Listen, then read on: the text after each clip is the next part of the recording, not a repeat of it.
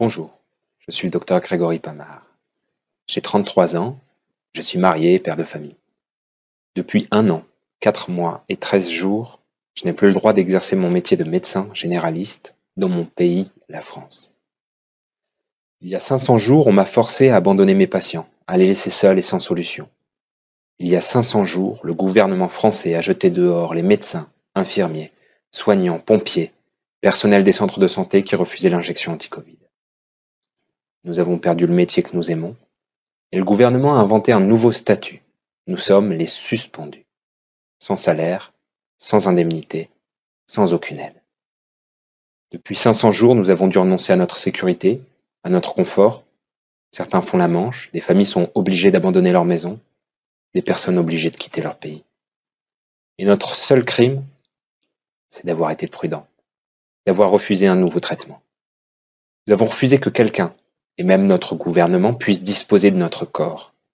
Nous avons refusé que la médecine demain puisse commettre le crime de forcer les personnes. Pendant des mois, des centaines de milliers de manifestants se sont levés. Ils ont été ignorés, raillés par les médias, discrédités dans l'opinion publique. Cet été, la France était en proie aux incendies.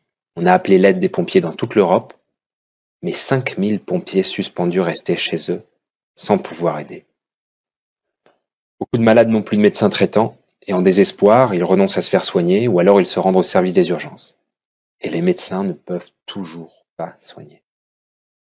De leur côté, les services d'urgence ferment, les uns après les autres, et ceux qui restent ouverts ont un temps d'attente tellement long qu'il y a des patients qui meurent sur des brancards avant d'avoir été examinés. Mais les non-vaccinés ne peuvent toujours pas retourner à leur poste.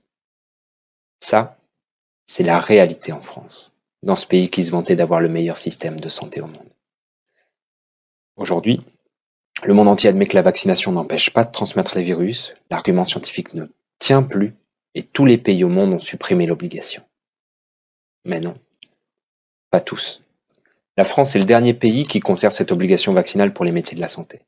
Et cette exception française, nous la devons au président Macron, qui a annoncé, et là ce sont ses mots, « Les non-vaccinés, j'ai très envie de les emmerder. » Et donc, on va continuer à le faire, jusqu'au bout.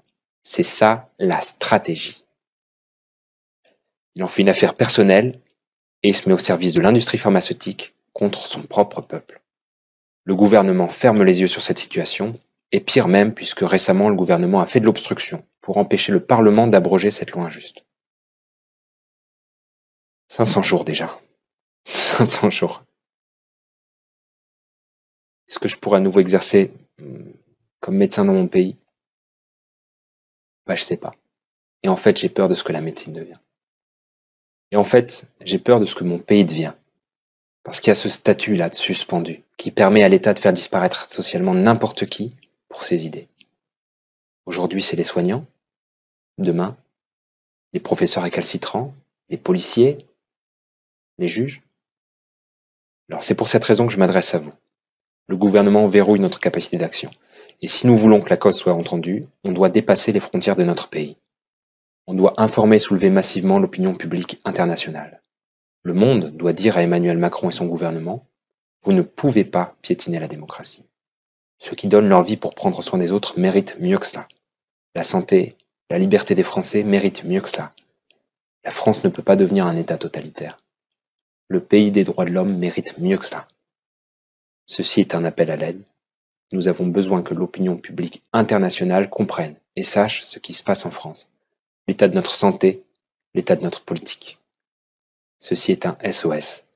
Je vous demande de diffuser cet appel à travers le monde, de le diffuser dans votre langue, de relayer à vos amis, à votre famille, à votre connaissance, à votre réseau, dans vos réseaux sociaux, de relayer auprès de vos médias. Nous avons besoin que l'opinion publique s'indigne à nos côtés.